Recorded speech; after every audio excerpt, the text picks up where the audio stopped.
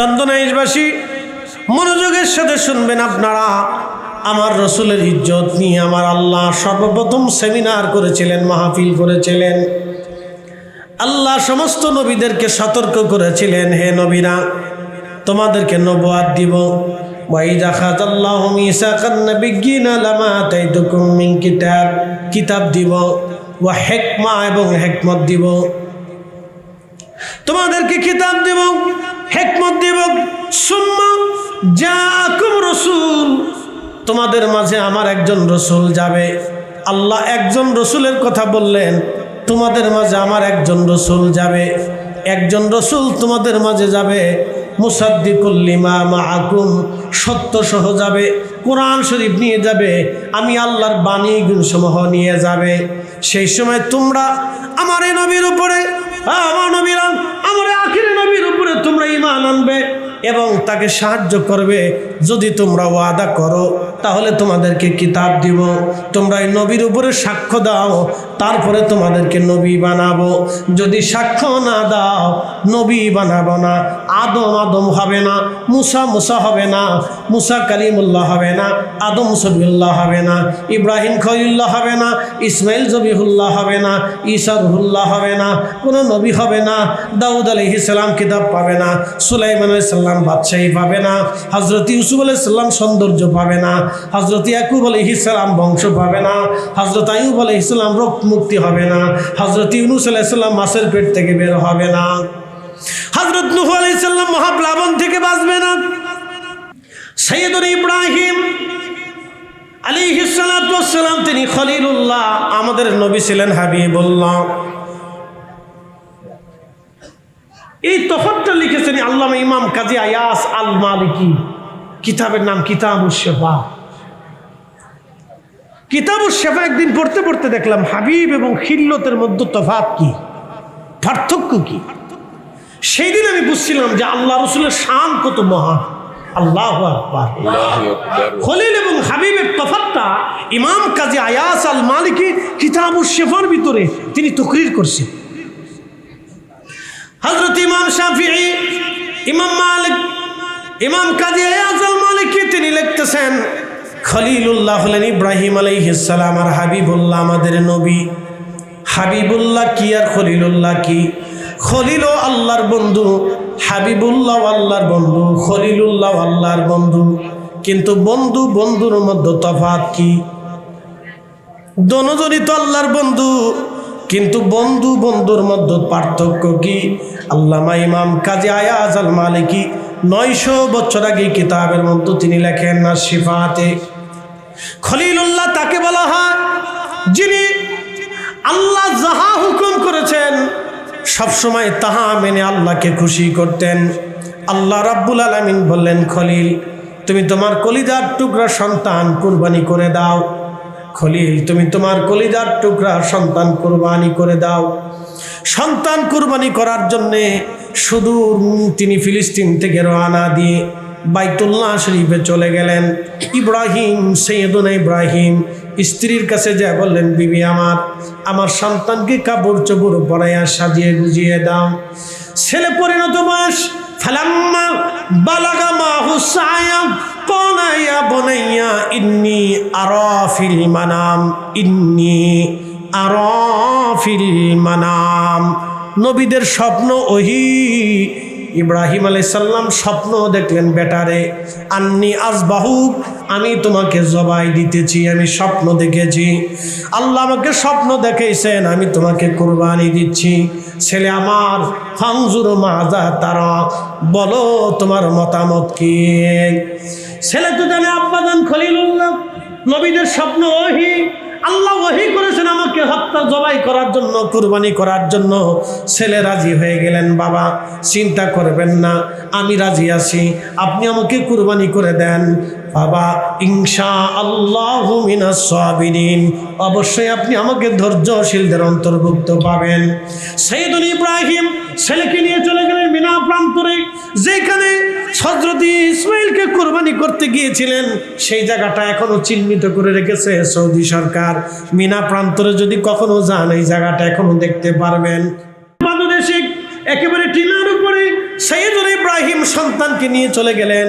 ইসমাইল আলাইহিস সালাম ডাক দিলেন, আব্বাজান আপনি তো আমাকে কুরবানি করবেন, আব্বাজান আপনার চোখ সুন্দর করে কাপড় দিয়ে বেঁধে নেন, ছুরিটা ভালো করে ধার দিয়ে নেন, আমার হাত পা গুলি শক্ত করে বেঁধে দেন, যাতে জবাই দেওয়ার সময় আমি লড়াচড়া করতে না পারি।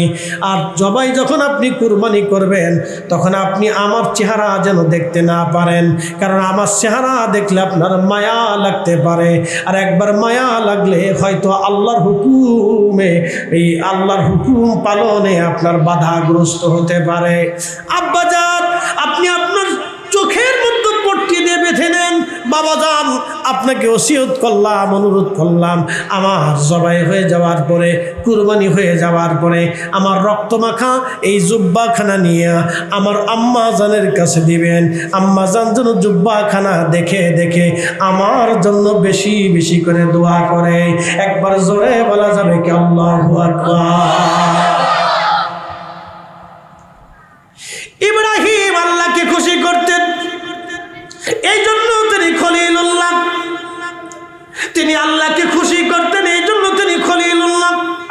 আল্লাহর নবী হাবিবুল্লাহ, হাবিবুল্লাহ আল্লাহর কাছে যা চাইতেন আমার নবীজি আল্লাহ তাই দিতেন, যা চাইতেন আল্লাহর নবীকে আল্লাহ তা দিতেন। চাইলেন মাকামে মাহমুদ আল্লাহর নবীকে বানাই দিলেন, হাবিবুল্লাহ বানাইলেন। এরপরে আল্লাহ রসুলকে আমার আল্লাহ রহমাতুল্লিল আলামিন বানাইলেন। শুধু এইখানে শেষ না, হাসরের ময়দানে আমার আল্লাহ মালিক ইয়াউমিদ্দিন আর আমার নবীজি শাফিউল মুজনিবিন, আমার আল্লাহ রব্বুল আলামিন, আমাদের নবী রহমাতুল্লিল আলামিন, আমার আল্লাহ আরশওয়ালা আর আমাদের নবী মাকামে মাহমুদওয়ালা, আমার আল্লাহ জান্নাতওয়ালা, জান্নাত নির্মাণ করনেওয়ালা, আর আমার নবীজি জান্নাত বন্টন করনেওয়ালা, আমার আল্লাহ পানি সৃষ্টি করনেওয়ালা, আর আমার নবীজি হাউজে কাউসার বন্টনওয়ালা। কে আসতে কোন কে জোরে বলেন, কোথায় রাসূলের কোথায় বিয়োগ?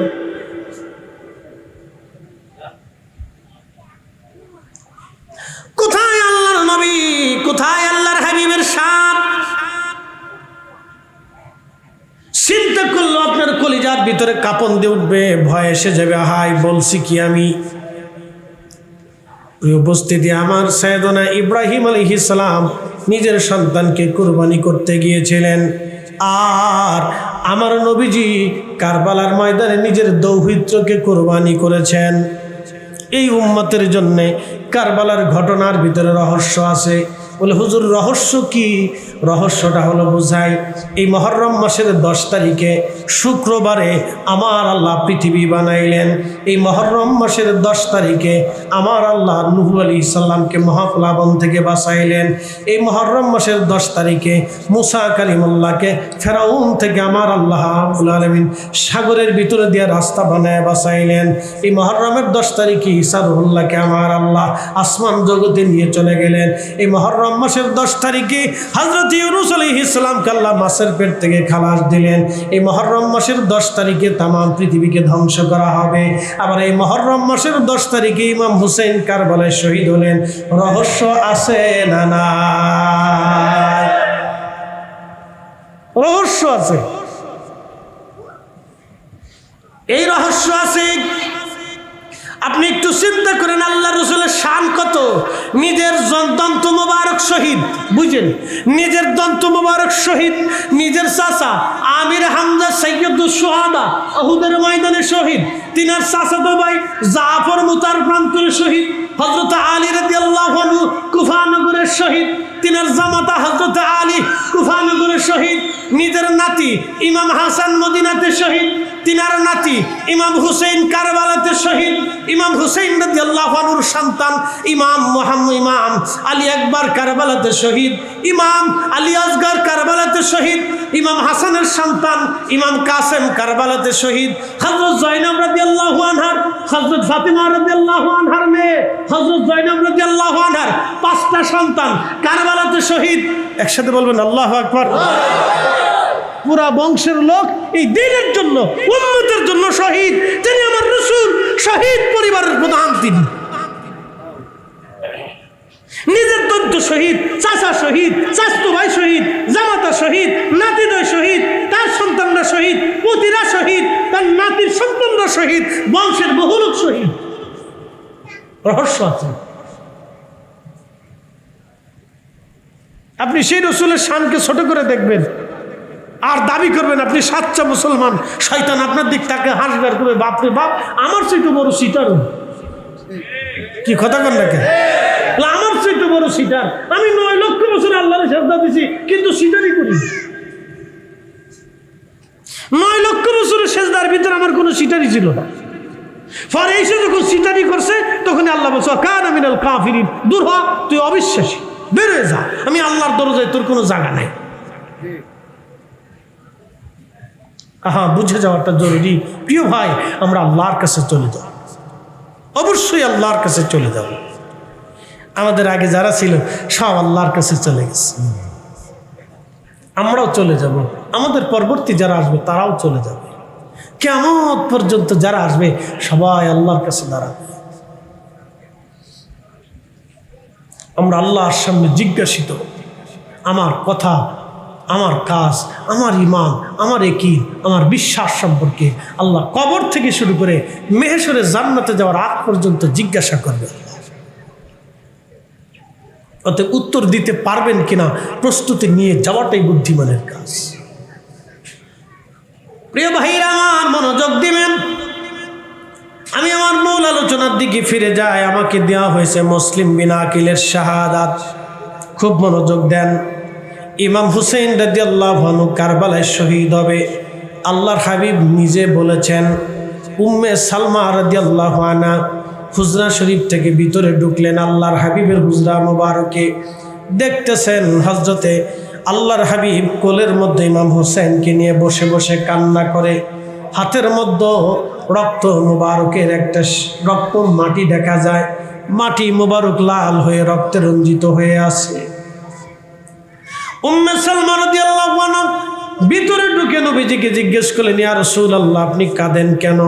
আপনার হাতের মধ্যে মাটি কেন? মাটি রক্তিম কেন? ইয়া রাসূলুল্লাহ, বুঝলাম না। আল্লাহর নবী ডাক দিলেন, সালমা রে, তুমি শোনো, আমি যেই সন্তানকে কোলের মধ্যে নিয়ে বসে আছি, আমার হুসাইন কারবালার ময়দানে আমার এই নাতিটাকে আমার উম্মতেরা নির্মমভাবে শহীদ করে দিবে। উম্মে সালমা, শুনে রাখো সালমা রে, যে সময় আমার হুসেনকে কারবালায় যে স্থানে শহীদ করবে, সেই স্থানে রক্ত মাখা মাটিগুলি জিব্রাইল আমিন আমার কাছে নিয়ে এসে আমাকে দেখাইছে। এই জন্যে আমি আমার হুসাইনের মহব্বতে কান্না করতেছি। আমার উম্মতরাই আমার হুসাইনকে শহীদ করে দিবে। আমি হুসাইনকে ভালোবাসি, আমার উম্মত আমার হুসাইনকে শহীদ করে দিবে। সালমা, তোমার কাছে মাটি দিয়ে দিলাম। সালমা রে, যেই দিন মদিনার ভিতরে তুমি দেখবা এই মাটি রক্তে রঞ্জিত হয়ে গেছে, বুঝবা আমাদের হুসাইন সেই দিন কারবালায় শহীদ হয়ে যাবে। চিৎকার মেরে জোরে বলেন, ইয়া রাসূলুল্লাহ। আখেরি সালাম লন ওহে নানা জান, আপনার হুসাইন যায় কারবালার ময়দান গো নানা, কারবালার ময়দান। কারবালার ময়দানে যাইয়া দিব গলা কাটাইয়া, কারবালার ময়দানে যাইয়া দিব গলা কাটাইয়া, আর নায়া শিব ফিরে নানা, আর নায়া শিব ফিরে মদিনা মুকাম, আপনার হুসাইন যায় কারবালার ময়দান গো নানা, কারবালার ময়দান। সালাতুন ইয়া রাসূলুল্লাহ আলাইকুম সালামুন ইয়া, সালাতুন ইয়া রাসূলুল্লাহ সালামুন ইয়া হাবিবাল্লাহ আলাইহি।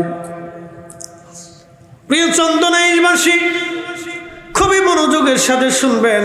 আল্লাহর হাবিব আগে ভবিষ্যৎবাণী করে দিলেন, আমার হুসাইন কারবালার ময়দানে শহীদ হয়ে যাবে। হযরত ইমাম হুসাইন রাদিয়াল্লাহু আনহু মদিনার থেকে মক্কাতুল মুকাররমায় চলে গেলেন। মক্কা নগরীতে দামি দামি সাহাবীরা উপস্থিত ছিলেন। আব্দুল্লাহ ইবনে আব্বাস, আব্দুল্লাহ ইবনে ওমর, আব্দুল্লাহ ইবনে জুবাইর, এমন করে অনেক দামি দামি সাহাবীরা মক্কায় উপস্থিত। ইমাম হুসাইন রাদিয়াল্লাহু আনহু তিনি মক্কা নগরে চলে গেলেন। চলে যাওয়ার পরে মক্কার মানুষরা বলল, হুসাইন আপনি মক্কায় থাকবেন, আমরা জান দিই, প্রাণ দিই, তলোয়ার দিই, অস্ত্র দিই, ডানে বামে পিছনে থেকে আপনার জন্য আমরা বেঈমানদের সাথে লড়াই করব, যুদ্ধ করব, আপনি কিন্তু মক্কা থেকে কোথাও যাবেন না। হযরত ইমাম হুসাইন রাদিয়াল্লাহু আনহু মক্কায় অবস্থান করলেন, কিন্তু বিপত্তি ঘটল ভিন্ন। সিরিয়ার ইরাকের কুফা নগর থেকে একটা না দুইটা না 40,000 চিঠি আসলো মক্কাতুল মুকাররমায় ইমাম হুসাইন রাদিয়াল্লাহু আনহুর নামে। চিঠির মধ্যে লেখা, ওগো নবীর আওলাদ, নবীজির দৌহিত্র, আমরা কুফাবাসী আপনার হাতে বায়াত নিতে চাই, আপনার ডানে বামে পিছনে থেকে আপনাকে রক্ষা করতে চাই, আপনার সাথে যুদ্ধ করতে চাই। হুজুর আপনি মক্কা থেকে কুফা নগরে চলে আসেন, আমরা আমাদের জীবনের সব কিছু দিয়ে আপনার সাথে, আপনার পক্ষ অবলম্বন করে বাতিলের সাথে আমরা যুদ্ধ করব, আপনি চলে আসেন কুফা নগরে। একটা না দুইটা না, প্রায় 40,000 চিঠি কুফা নগর থেকে মক্কায় চলে গেল। হযরত আল্লাহর রাসূল চিন্তা করলেন, তাহলে তার বসে থাকা যায় না, কুফা নগরে চলে যেতে হবে। তিনি রওনা করলেন। রওনা করার আগে মুসলিম বিন আকিলকে বললেন, ভাই আমার, তুমি যাও কুফা নগরে যাই দেখো কুফার হালত কেমন, যদি হালত ভালো হয় তুমি চিঠি লেখার পরে আমি কুফার দিকে রওনা করব। মুসলিম বিন আকিল রাদিয়াল্লাহু তাআলা আনহু তিনি একা যান নাই, সাথে করে তার 2টা সন্তানকে নিয়ে চলে গেলেন। মা মারা গেছেন, কোথায় রেখে যাবেন সন্তানদেরকে? সন্তানদেরকে নিয়ে মুসলিম বিন আকিল রাদিয়াল্লাহু আনহু কুফার উদ্দেশ্যে রওনা করলেন। কুফা নগরে উপস্থিত হওয়ার পরে কুফাবাসীদের মধ্যে 40,000 মানুষ ইতিমধ্যে এসে হযরত মুসলিম বিন আকিল রাদিয়াল্লাহু আনহুর হাতে ইমাম হুসাইন রাদিয়াল্লাহু আনহুর নামে বায়াতে তাসদিদ গ্রহণ করলো। বায়াত নিল, হুজুর আমরা আপনার কাছে আওলাদে রাসূলের নামে আমরা বায়াত নিলাম। বায়াত, এ বায়াতকে বলা হয় বায়াতু ফিল খেলাফত বা খলিফা। খলিফার কাছে বায়াত, আমি তাকে খলিফা হিসেবে মানি। আল বায়াতু ফিল ইসলাম, কোন কাফির ইসলামে আসতে হলে তাকে কালেমার উপরে বায়াত নিতে হবে। আল বায়াতু ফিল জিহাদ, জিহাদের জন্য যিনি সেনাপ্রধান থাকেন বা আমির থাকেন তার কাছে মুজাহিদদেরকে বায়াত নিতে হয়। আল বাইআতু ফিল ইসলাম, আল বাইআতু ফিল মুরশিদ, আল বাইআতু ফিল আমাল। আমলের জন্য আল্লাহর পথে পরিচালিত হওয়ার জন্য আরেকটা বায়াত আছে। এই বায়াতটাই আল্লাহর ওলিরা যুগে যুগে আমাদেরকে শিখাইয়া এই ভূখণ্ড না সারা পৃথিবীতে এই বায়াতের মাধ্যমে কোটি কোটি মানুষদেরকে আল্লাহর ওলিরা সঠিক পথের দিশা দিয়েছে। একবার জোরে বলা যাবে কে মারহাবা। ইমাম হুসাইনের হাতে বায়াত নিলেন ইমাম হুসাইনের নামে। মুসলিম বিন আকিল রাদিয়াল্লাহু আনহুর হাতে কুফা নগরের 40,000 মানুষ বায়াত নিল। বায়াত নিছে ঠিক, কিন্তু ইতিমধ্যে কুফার যিনি গভর্নর ছিলেন তিনি একটু নরমপন্থী, আহলে বাইতের প্রেমিক ছিলেন। তো তিনি হযরত মুসলিম বিন আকিলের বিরোধিতা করেন। এ সংবাদ চলে গেল ইয়াজিদের কাছে। ইয়াজিদ সিরিয়ার দামেস্ক থেকে নতুন গভর্নর পাঠাইল কুফা নগরে, তার নাম উবাইদুল্লাহ ইবনে জিয়াদ। এই উবাইদুল্লাহ ইবনে জিয়াদ ছিল জিয়াদের বেটা, আর জিয়াদ ছিল জারর সন্তান। তার বাবার কোনো পরিচয় ছিল না, যার সন্তানের রক্ত ছিল উবাইদুল্লাহ। খুব ভালো করে মনোযোগ দিবে। এই উবাইদুল্লাহকে যখন গভর্নর বানিয়ে কুফাতে পাঠাইল ইয়াজিদ, তখন এই নতুন গভর্নর আসিয়া সমস্ত কুফাবাসীদেরকে ডাক দিল। ডাক দিয়ে বলল, হে কুফাবাসী, তোমরা তো মুসলিম বিন আকিলের হাতে ইমাম হুসেইনের নামে বায়াত নিছো। তোমরা শোনো, আমাকে সিরিয়ার থেকে ইয়াজিদ পাঠাইছে। আমি তো আগে চলে আসছি। ইয়াজিদ হাজার হাজার সৈন্যবাহিনীর বিরাট একটা বহর সিরিয়ান বাহিনী কুফা নগরের দিকে ধেয়ে আসতেছে। তোমরা যদি ইমাম হুসেইন রাদিয়াল্লাহু আনহুর বায়াতকে ত্যাগ না করো, তাহলে তোমাদের কুফানগর আক্রমণ করা হবে, তোমাদেরকে হত্যা করা হবে, তোমাদের সন্তানদেরকে হত্যা করা হবে, তোমাদের সম্পদ ও জমি জমা থেকে তোমাদেরকে বহিষ্কার করা হবে, তোমাদের নারী এবং মেয়েদেরকে দাসী বানানো হবে। এই কঠিন ভয় যখন কুফাবাসীকে দেখাইছে, তখন কুফাবাসীর ভিতরে আতঙ্ক সৃষ্টি হলো। মুসলিম বিন আকিল রাদিয়াল্লাহু আনহু 40,000 মানুষ নিয়ে কুফার গভর্নর হাউস ঘিরে ধরলেন, সারাদিন অবরোধ করে রাখলেন। মাগরিবের আজান পড়ল, জোহর পড়লেন, আসর পড়লেন, ওই গভর্নর হাউসের সামনে অবরোধ করে রাখছে। জোহর পড়লেন, আসর পড়লেন, মাগরিব পড়লেন ইমাম মুসলিম বিন আকিল রাদিয়াল্লাহু আনহু। মাগরিবের নামাজের ফরজ নামাজের সালাম ফিরে দেখলেন 40,000 মানুষের সব চলে গেছে, মাত্র 30 জন আমার পাশে বসে দিচ্ছে। কি বুঝলেন? বেঈমান। একসাথে বলেন কি? না না, জোরে বলেন কি? যারা ইমাম হুসেইন রাদিয়াল্লাহু আনহুর হাতে বায়াত নিয়েছিল, তারা আজকে বেঈমানি করছে। কিন্তু ইতিমধ্যে তো মুসলিম বিন আকিল হেরেমের দিকে তিনি চিঠি পাঠাই দিয়েছেন যে, হে রসুলের আওলাদ, আপনি দেরি করবেন না, কুফানগরের অবস্থা ভালো, আমার কাছে 40,000 মানুষ বায়াত নিয়েছে, আপনি চলে আসেন। চিঠি তো ইরাকের কুফা থেকে মক্কাতুল মুকাররমার দিকে চলে গেছে। এখনকার দিনের মতো তার হোয়াটসঅ্যাপের সিস্টেম ছিল না যে 2 মিনিট আগে যেটা দিলাম 2 মিনিট পরে আর একটা দিব।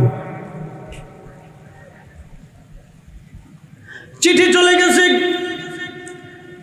মক্কাতুল মুকাররমার দিকে, কিন্তু চিঠি চলে যাওয়ার কয়েকদিন পরেই ঘটল বিপত্তি।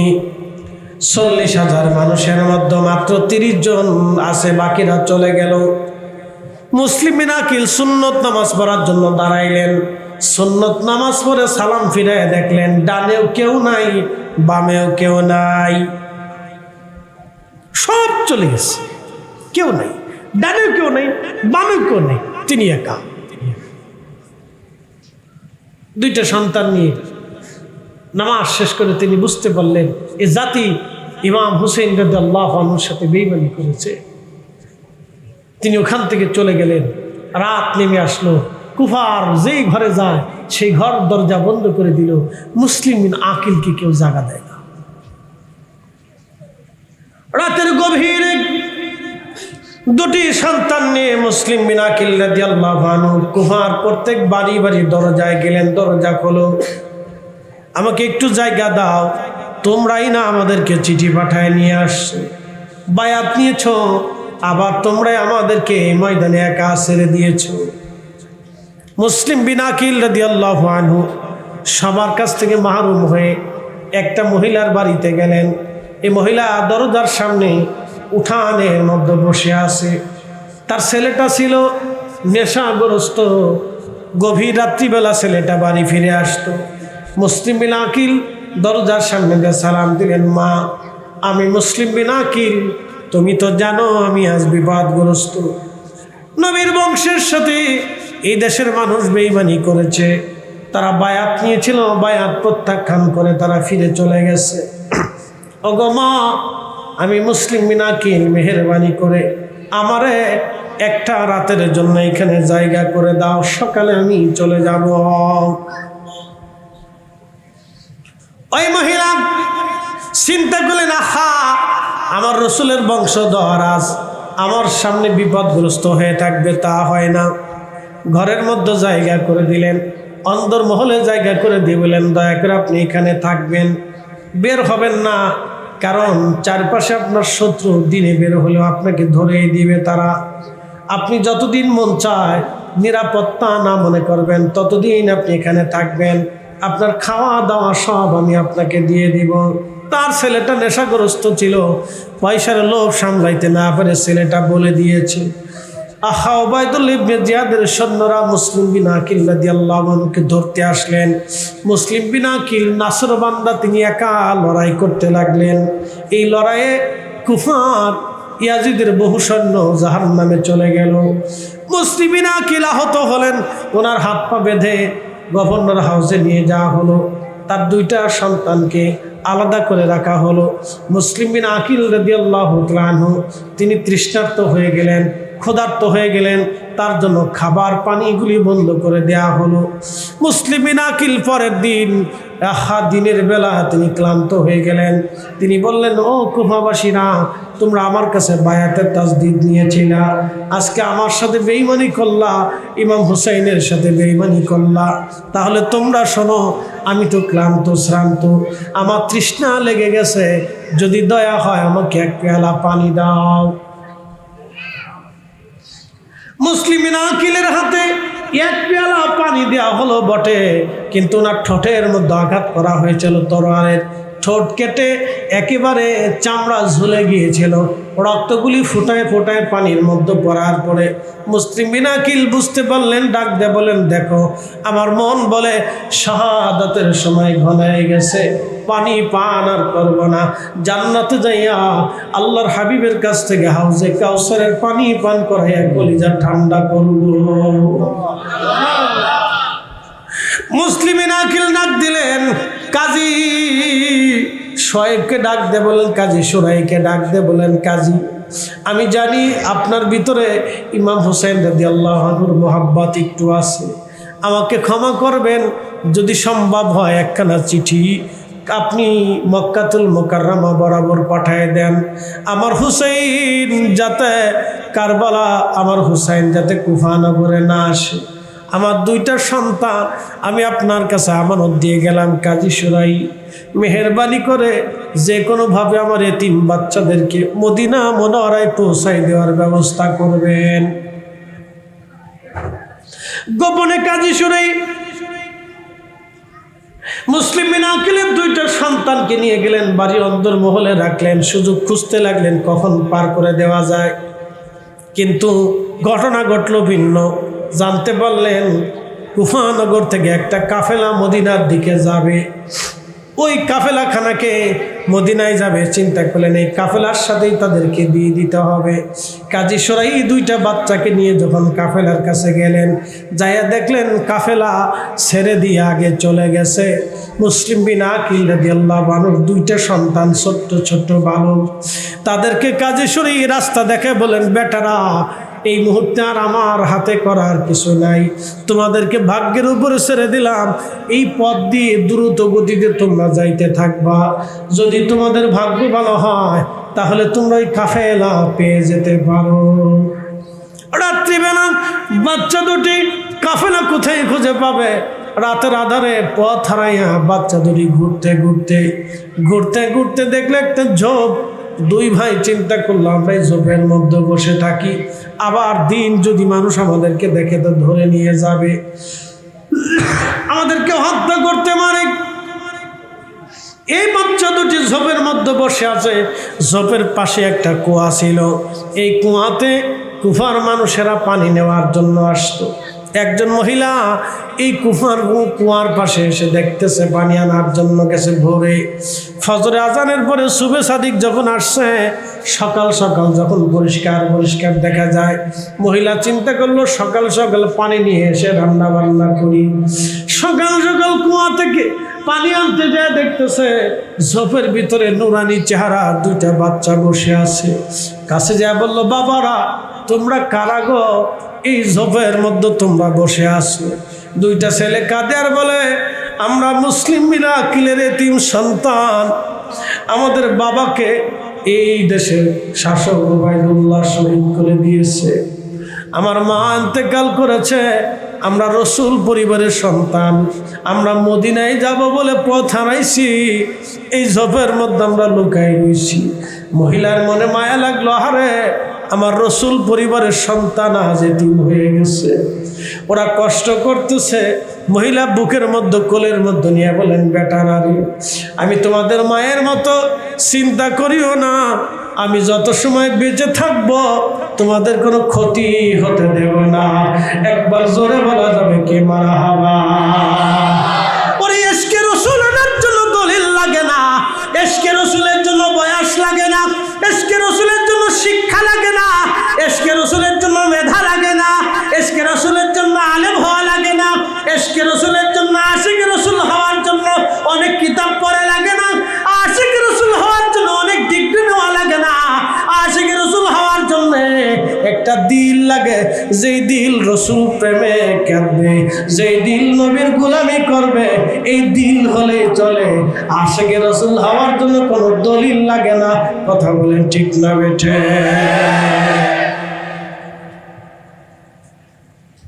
কালিদের ভিতরে মহব্বত দাও দাও করে জ্বলুক। বেটারে, জীবন থাকা অবস্থায় তোমাদের ক্ষতি হতে দেব না, চলো আমার সাথে। সাধারণত মহিলারা আদর করলে বাচ্চারা খুশি হয়, মায়ের মতো তারা চলে গেল। তোমার আশিক রাসূল বাড়ির অন্দরমহলে একটা রুমের ভিতরে পড়া কাষ্টে দুইটা বাচ্চাকে ঢুকাই দিয়ে বলেন, বেটারা এখানে থাকবা, আমি তোমাদের গোপনে খাবার দিয়ে যাব, সাবধান, এখান থেকে তুমি কিন্তু বের হবা না। আমি যতদিন নিরাপদ মনে না করব ততদিন তোমরা এখানে থাকবা বেটা। ওইদিকে উবাইদুল্লাহ ঘোষণা দিয়ে দিছে, মুসলিম বিন আকিলের দুইটা ছেলেকে যদি তোমরা ধরে আনতে পারো 1000 স্বর্ণ মুদ্রা দেওয়া হবে। 1000 স্বর্ণ মুদ্রা সেট্টিখানি কথা না। একটা স্বর্ণ মুদ্রা যদি আপনি হাফ ভরিও ধরেন, তো বর্তমান বাজার মূল্য 85,000 টাকা। 1000 স্বর্ণ মুদ্রা তাহলে কি পরিমাণে দাম হতে পারে একটু চিন্তা করে দেখেন। হযরতে মুসলিম বিন আকিল রাদিয়াল্লাহু তাআলা আনহু, আহা, তিনি শহীদ, তিনার দুইটা সন্তান ওই ঘরের মধ্যে গোপনে রেখে দিয়েছে মহিলার স্বামীর নাম ছিল হারেস। এই হারেস ছিল অত্যন্ত বড় লোভী। হারেস জানতে পারছে মুসলিম বিন আকিলের দুইটা সন্তানকে যদি ধরে দেওয়া যায় 1000 স্বর্ণ মুদ্রা পাওয়া যাবে। এই লোকটা ঘর থেকে বের হয়ে ঘোড়া নিয়ে সকালবেলা বের হয়ে গেছে। সারা কুফা নগরের মদিনার অলিগলি দিয়ে, মদিনার রাস্তা দিয়ে, যে রাস্তা দিয়ে মদিনায় যায়, মক্কায় যায়, বিভিন্ন এলাকায় যায়, সব রাস্তাগুলি মরুভূমি, তন্ন তন্ন করে সবাই তালাশ করছে। যেই কুফার মানুষ ইমাম হুসেইনের নামে বায়াত নিয়েছিল, সেই কুফার মানুষই টাকার জন্য আজ নবীর বংশধর মুসলিম বিন আকিল রাদিয়াল্লাহু আনহু সন্তানদেরকে ধরার জন্য নিয়ে যাচ্ছে, আজ দৌড়াইতেছে।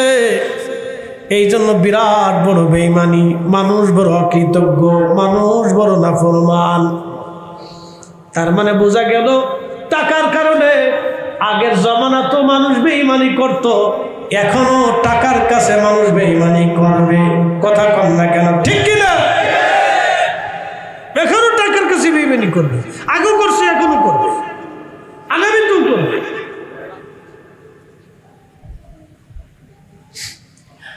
হযরত মুসলিম বিন আকিলের দুইটা বাচ্চা রাত্রিবেলা ঘুমায়।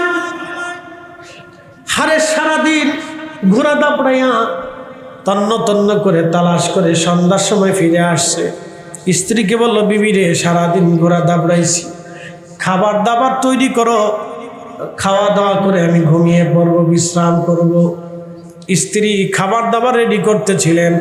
মুসলিম বিন আকিল রাদিয়াল্লাহু আনহু দুইটা সন্তান ঘুমিয়েছিল। স্বপ্নের মধ্যে তারা দেখতেছে তাদের আব্বাজানকে শহীদ করা হচ্ছে। এই দৃশ্যখানা দেখে দুইটা বাচ্চা হাওমাও করে কেঁদে উঠছে। এক ভাই আর এক ভাইকে জড়িয়ে ধরে কান্না করে। আহা, দুইটা ছোট ছোট বাচ্চা ভাই ভাইকে ধরে কান্না করতেছে। এমন সময় হারেস ডাক ডাকে, বিবি রে, আমার ঘরের মধ্যে তো কোনো ছোট বাচ্চা নাই, ছোট বাচ্চা কারা? এরা আমার ঘরের মধ্যে কান্নাকাটি করে। স্ত্রী ডাক দেখে, স্বামী নিবৃত হন, খাইতে বসেন, চিন্তা করতে হবে না, ওটা আমাদের পাশের বাড়ির বাচ্চা আমার ঘরে রেখে গেছে, কোনো কারণে হয়তো ওরা কান্না করে। হারেস ডাক দেখায়, বিবি রে, কান্নার আওয়াজে তো কুফার বাচ্চা মনে হয় না, কান্নার আওয়াজে মদিনার ঘিরান পাওয়া যায়। আমাকে দেখতেই হবে এই ঘরের মধ্যে কে আছে, কারা আছে। ওই হারেস দরজা ধাক্কা দিয়ে ঘরের ভিতরে ঢুকে দেখে ছোট্ট দুইটা সুন্দর নুরানি চেহারার বাচ্চারা কান্না করে। জিজ্ঞেস করলো, তোমরা কারা? বলতেছে, আমরা মুসলিম বিনা আকিলের সন্তান, আমার আব্বাজানকে উবাইদুল্লাহ ইবনে জিয়াদ শহীদ করে দিছে, আমার মা মারা গেছে, আমরা এতিম,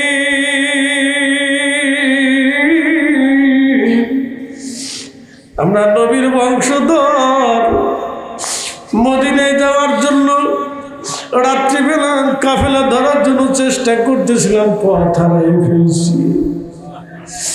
হারেস ডাক দেখা, শিকারী যখন আমার ঘরের মধ্যে, আমি তখন শিকার যখন আমার ঘরের মধ্যে, আমি তখন সারা দুনিয়া বলে তন্ন তন্ন করে তালাশ করি।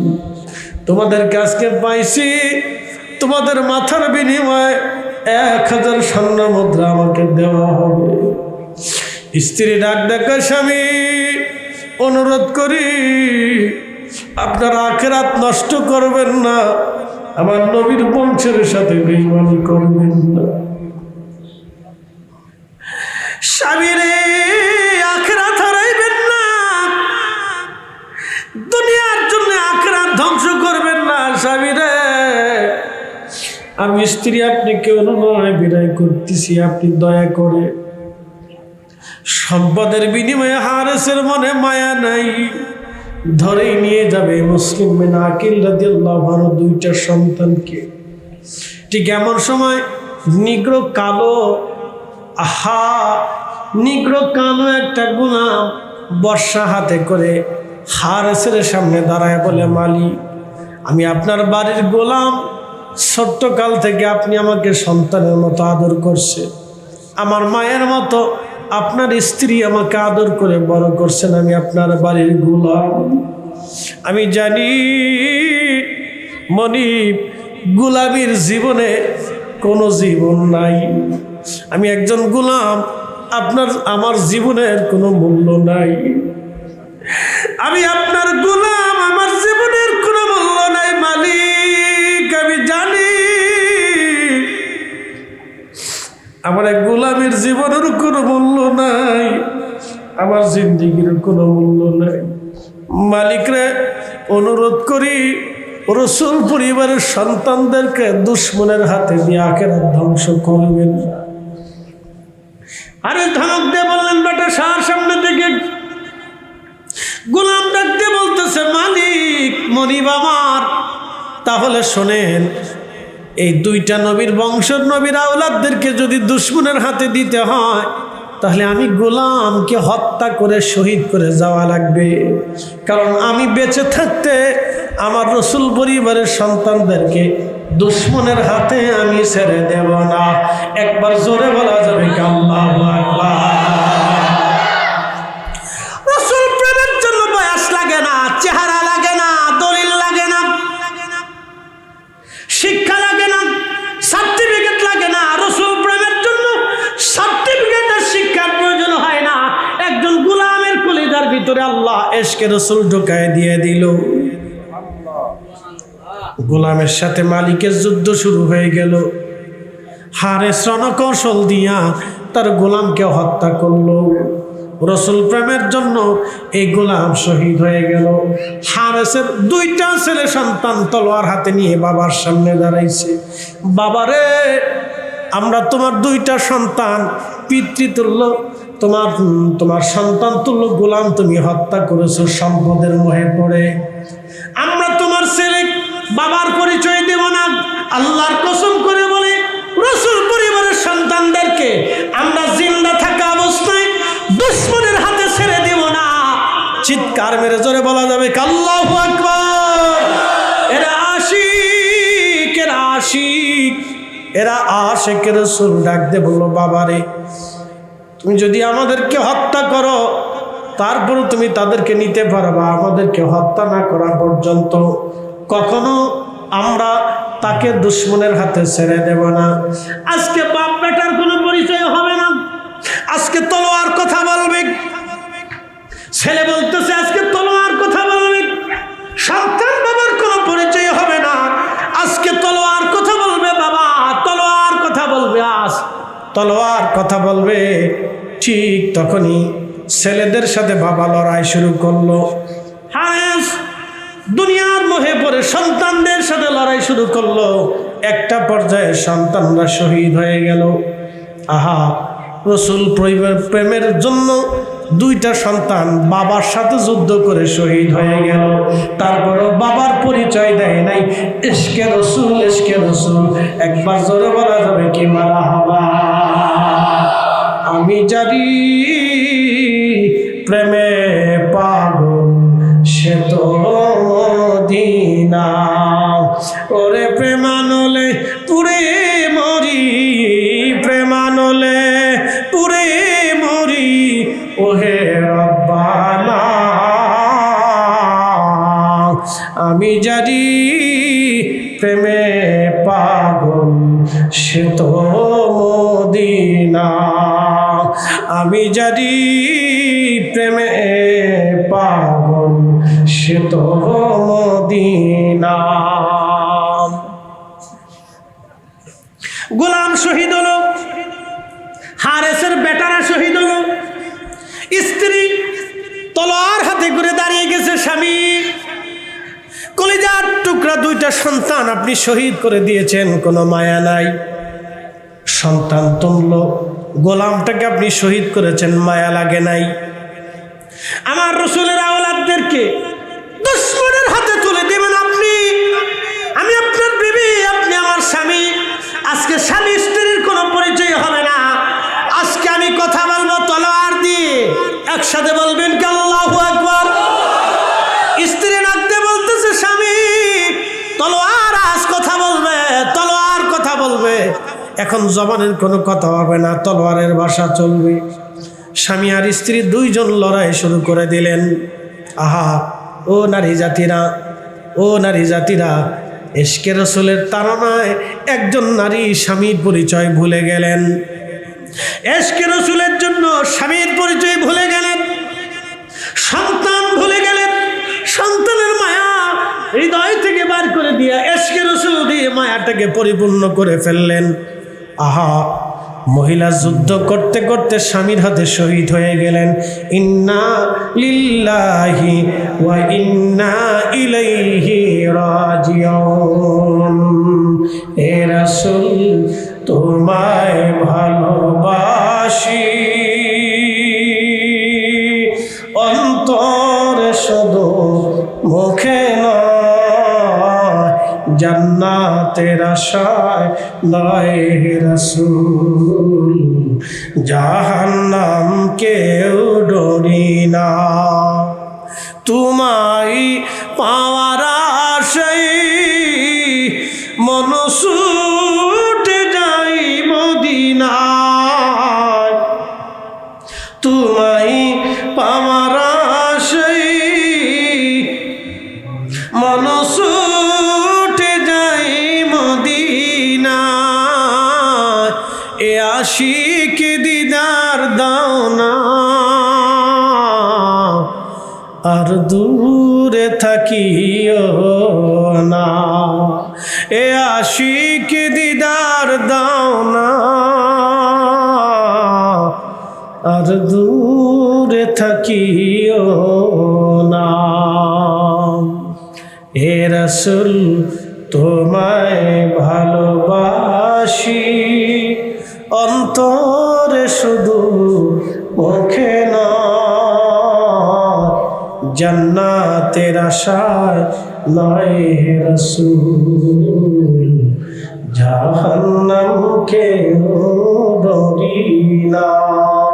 সালাতুন ইয়া রাসূলুল্লাহ আলাইকুম সালামুন ইয়া।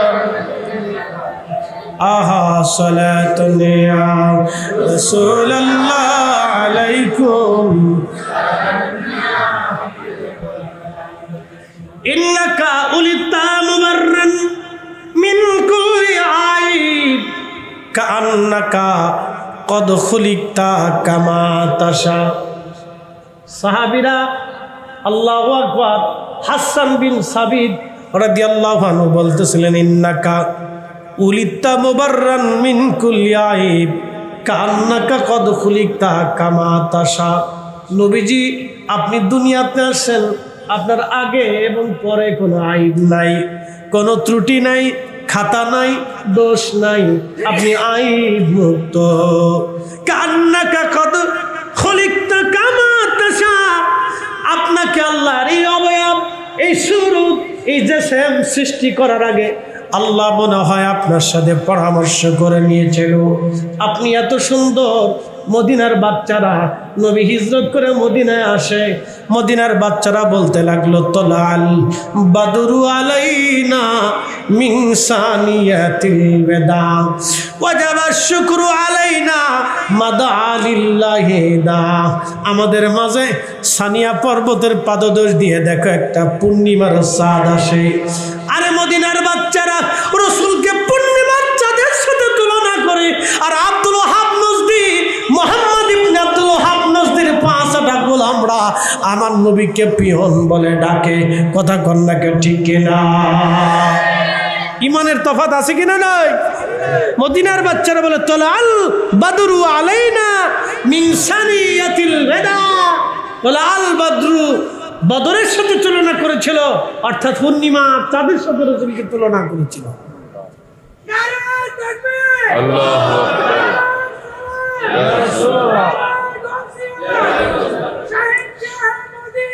জিন্দাবাদ জিন্দাবাদ জিন্দাবাদ।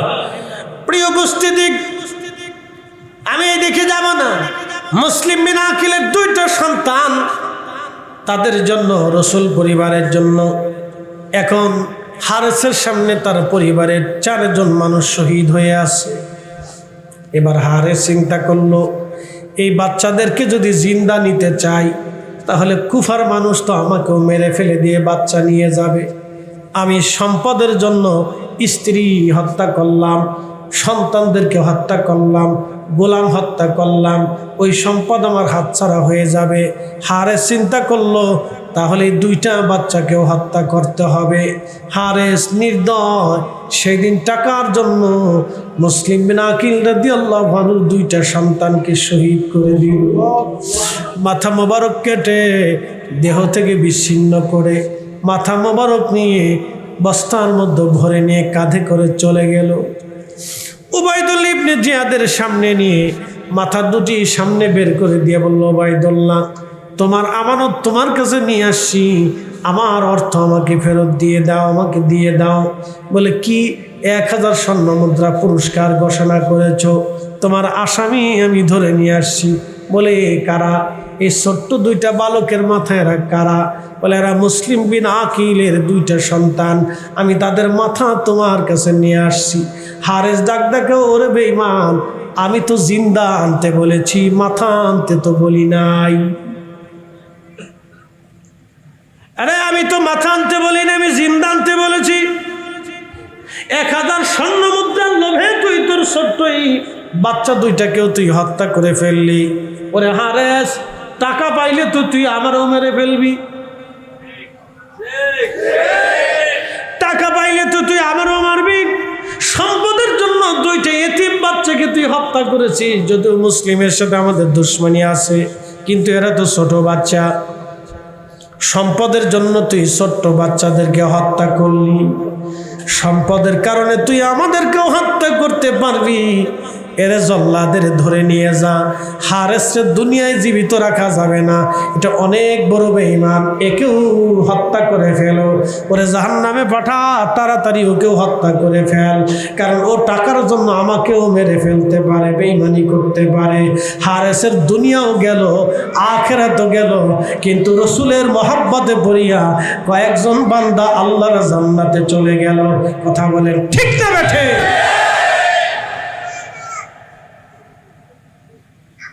যার কারণে গত সৃজন রে দেখো চন্দ্র সূর্য তারা শূন্য ভরে। আমার পীর মুর্শিদ আমার হুজুর কেবলা শের গাইতেন শেষ রাত্রিবেলা।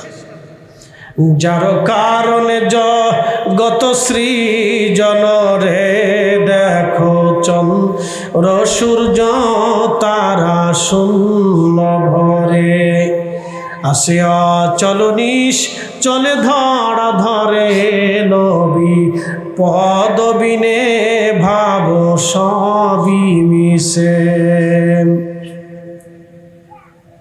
এর অর্থ হচ্ছে যার কারণে তাম সৃষ্টি সৃজিত হলো তিনি আমাদের নবী, যার কারণে আকাশের সূর্য তার গ্রহের মধ্যে চলে, নক্ষত্রগুলি তার কক্ষপথে পরিচালিত হয়।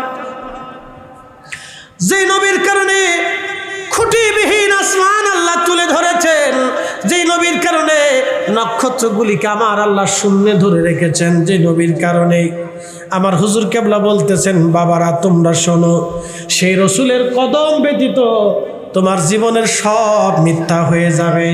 নামাজ রোজা জিকির ফিকির ইবাদত কালেমা ঈমান হজ যাকাত দান সদকা ভালো কাজ যা কিছু আছে সব বিফল হয়ে যাবে।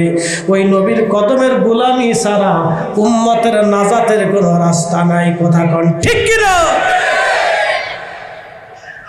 মুসলিম বিন আকিল রাদিয়াল্লাহু আনহু শহীদ হলেন। আহা, দুইটা বেটাও শহীদ হয়ে গেল, তারা জান্নাতের মেহমান হলো। মুসলিম বিন আকিল রাদিয়াল্লাহু আনহুর মাজার আছে, দুইটা বেটারও মাজার আছে। আহা, 6 বছর মোহাম্মদ ইব্রাহিম, 8 বছর বয়সে দুইটা ছোট্ট বাচ্চা শহীদ হয়ে গেল। ইয়া রাব্বি ইয়া আল্লাহ।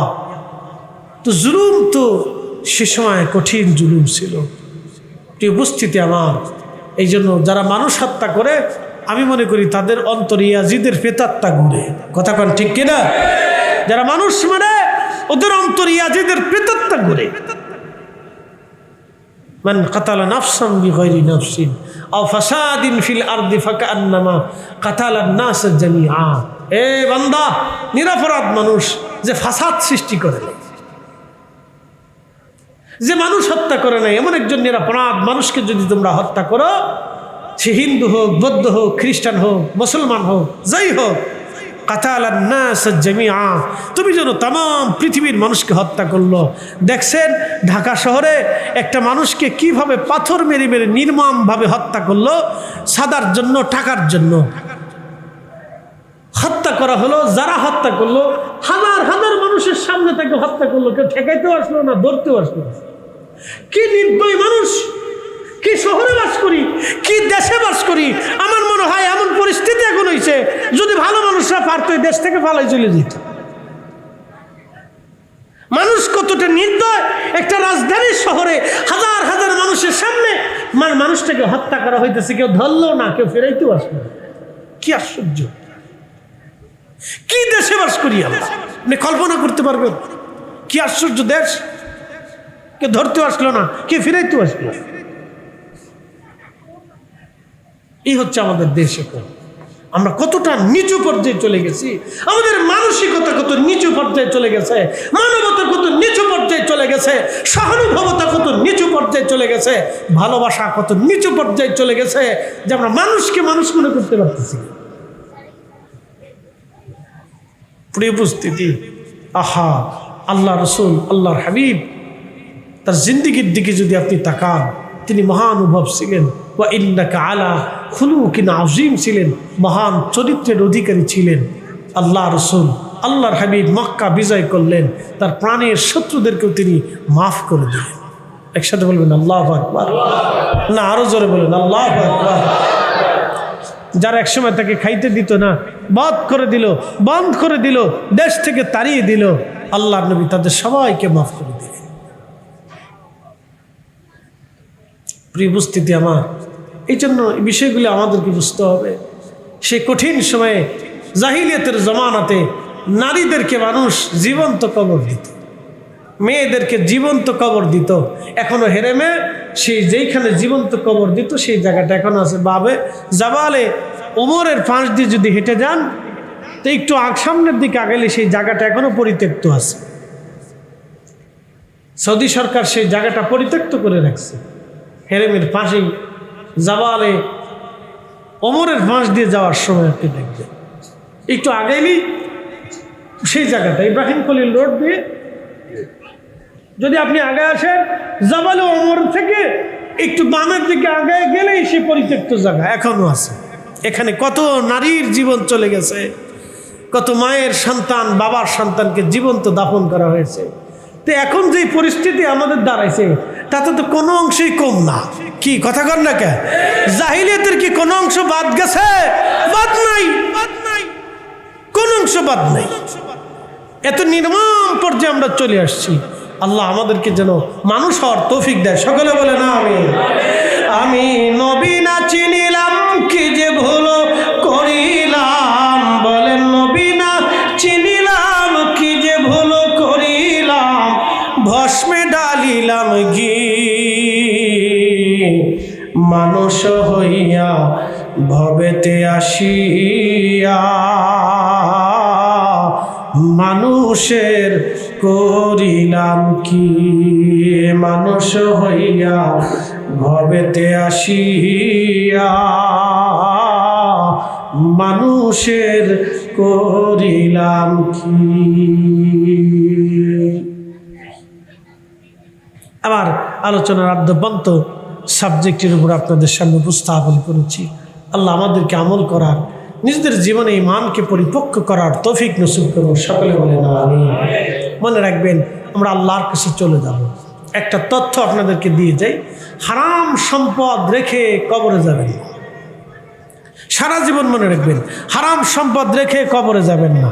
হারাম সম্পদ দিয়ে সন্তানদেরকে রেখে কবরে যাবেন না। হারাম সম্পদের মালিক বানায় সন্তানদেরকে মালিক বানায় রেখে কবরে যাবেন না।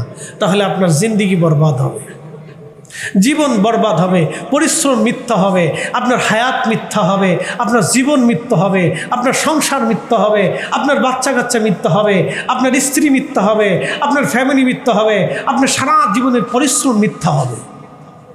বলে কারণ কি? আপনি দুনিয়াতে হারাম রেখে গেছেন, হারাম সম্পদ উপার্জন করে মানুষের রক্ত চুষে আপনি সন্তানদের খাওয়াই দিয়ে গেছেন, সন্তানদের জন্য রেখে দিয়ে গেছেন। এই সন্তান আপনার জন্য দোয়া করবে না, এই সন্তান আপনার কবরের পাশে দাঁড়াবে না, এই সন্তান কিয়ামতের ময়দানে আপনার পাপের ভাগিদার নেবে না। এই যে আপনি হারাম উপার্জনের সম্পদ সুদে ঘুষে অন্যায় অপরাধে করে গেছেন, আপনার সন্তান কিয়ামতের ময়দানে এক চুল পরিমাণও দায়ভার নেবে না। আপনার সন্তান বলবে, আব্বা আপনার রুটি করেছেন, রুজি করেছেন, ওটা আপনার দায়বদ্ধ। আমি নিজের চিন্তায় পেরেশান, আপনার চিন্তা করার সময় আমার নাই। করোনার সময় বাবা মরে গেল, আমার মসজিদের ইমাম সাহেব হুজুর বললেন, হুজুর করোনায় মুসল্লি মারা গেছে। ছেলেদেরকে বারবার ফোন দেই, ছেলেরা বলে, হুজুর আপনারা যেভাবে হোক কাজ সেরে দেন।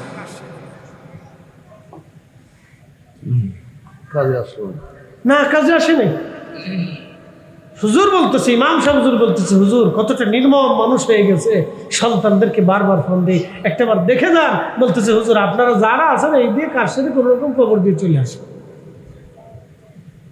শেষ শেষ বাস্তবতা থেকে বলতেছি।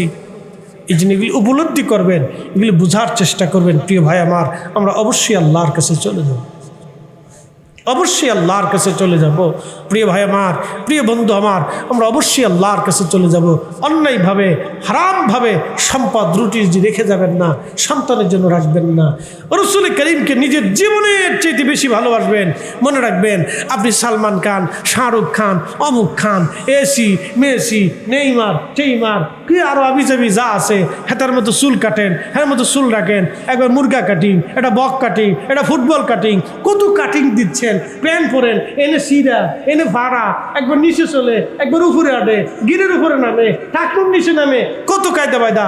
মাঝে মধ্যে মনে হয় এটা খয়রাতি না ভিক্ষুক, না এটা পাগল, না আদা পাগল, বোঝা যায় না। কি কথা বোঝা যায়? বোঝা যায় না। এনে ভাড়া, এনে সিরা, এনে ভাড়া, এনে সিরা। আজকে খবরে দেখলাম একটা মেয়ে বাবা মার বিরুদ্ধে মামলা দিতে এসছে। মেয়ে মামলা দিতে গেছে, মেয়ে মামলা দিছে, আমি আমেরিকায় পড়তে যাব, আমার বাবা মা পড়তে দেবে না, যাইতে দেবে না। আদালতে দাঁড়ায় মেয়ে কি জবাব উত্তর দিছে জানেন, জবানবন্দি দিছে মেয়ে জানেন। মেয়ে বলতেছে আমার বাবা এবং মা তাদের নিজেদের জীবনের কাম খায়েশ পুরা করতে যে আমার জন্ম দিছে। এই মুসলমান বুঝে যান, আমাদের সন্তানরা কতটা ডিমোশন বুঝেন, এই কথার অর্থ বুঝেন। যারা বিয়ে শাদী করছেন বয়স হয়েছে তারা বুঝলেন আমার এই কথাটা। আমার বাবা মা তাদের নিজেদের জীবনের কাম খায়েশ পুরা করতে যে আমার জন্ম দিচ্ছে, আমি ইচ্ছা করে আসিনি, আমার বাবা মা আমার জন্ম দিচ্ছে, তাদের ভরণ পোষণ আমাকে ভরণ পোষণ তাদের দিতেই হবে। আমি যা চাবো তাই দিত। বাবা মার বিরুদ্ধে মামলা করছে মেয়ে মামলা করছে। সন্তানের জন্য কত বাবার সন্তানের হাতে লাঞ্ছিত হতে দেখেছি। মেয়ে অস্বীকার করে, মেয়ে একটু বুঝবান হয়েছে, এক পুরুষ একটা পাইছে, হাত ধরে চলে গেছে। মেয়ে কোথায় গেছে? পরের বাবার পরিচয় দেয় না। আদালতে দাঁড়াইছে, বাবা মা দাঁড়াইছে, সন্তান তুমি আমাদের কাছে ফিরে চলে আসো। মেয়ে বলতেছে না, আমি বাপ মা চিনি না। ঠিক আসতে কোন কেন? আমি কি নতুন বলতেছি নাকি? এগুলি কি নতুন না? নতুন না। একটা বাবা এবং মায়ের জন্য কতটা লজ্জার হলে, কতটা অপমানের হলে আদালতে দাঁড়ায় মেয়ে বলতেছে আমি বাপ মা চিনি না। বলেন সমাজে বিচারে বসছে, তখন মেয়ে বলে বাপ মা চিনি না, আমি বাপ মার কাছে যাব না। হ্যাঁ, ডিমোশন। এই জন্য হারাম উপার্জনে সন্তানদের জন্য সম্পদ রাখবেন না। কথা বুঝাইছি না আপনাদের? এই সারা জীবন মনে রাখবেন, হারাম উপার্জনে সন্তানের জন্য সম্পদ রেখে যাবেন না, হালালটা রেখে যান। আল্লাহ আমাদেরকে বুঝার তৌফিক দিন। সকলে বলেন আমিন। আর কথা বাড়াবো না। ওয়াজ করলে কি লাভ, শুনলে কি লাভ? লাভ হবে তার আমলেও লাভ হবে না নবী প্রেম না থাকলে দিলে। নবী প্রেম থাকলে দিলে লাভ হবে কম আমলে, সুপারিশ করবে নবী রোজ হাসরের ময়দানে। জ্ঞানী যারা বুঝে তারা শুধু ইশারা, নাদানের বুঝিতে পারে আছে কে কোথায়। জ্ঞানীর মতো জ্ঞানী হলে অল্প কথায় বুঝে, কচুর মতো কচু হলে অল্প জালে সিজে। কথা কোন ঠিক কিনা? এসেছেন যত নবী সকলের ইমাম, সালাম নবী তোমায় হাজারো সালাম। ইয়া নবী আলাইকা ইয়া রাসূল, সালাম আলাইকা ইয়া হাবিব, সালাম আলাইকা, সালাম